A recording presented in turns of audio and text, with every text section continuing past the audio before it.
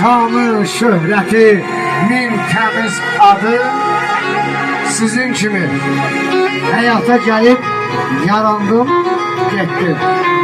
Bu fani dünyada qazandım, getdim. Həmişə qozalanda uzalar. Allah sizlərə o anı arzulayıram. İnşallah həmişə uzalasınız. İşq olsun. Getdi baharımız, yerim şakalda.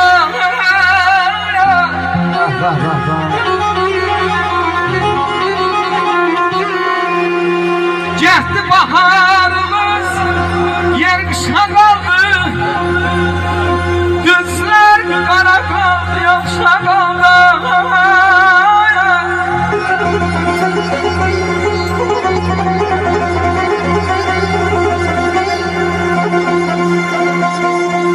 Bizim şehir bir kurbakşa kaldı.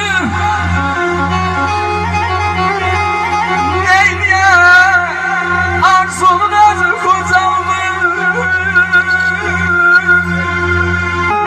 Sahargahı arayıp şurada dayansam,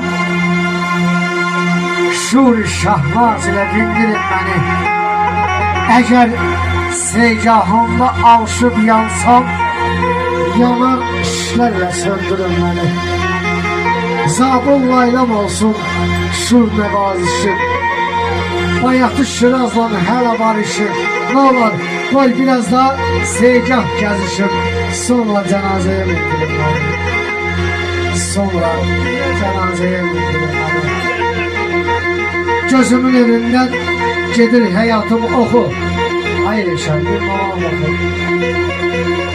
Sanki dayanıp dəqiqam, saatım oxu. Hayır şəhədir mamam oxu. Koy xəstə könlüm, koy oda düşsün. Yazılan hər misra koy ada düşsün. Bu geçmiş ömrümle koy yada düşsün oxu. Hayır şəhədir mamam oxu. Düşünüm xəyala qoydalım hərdən.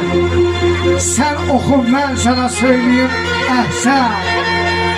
Qoy ilk sevgimi xatırlayayım mən. Oxu.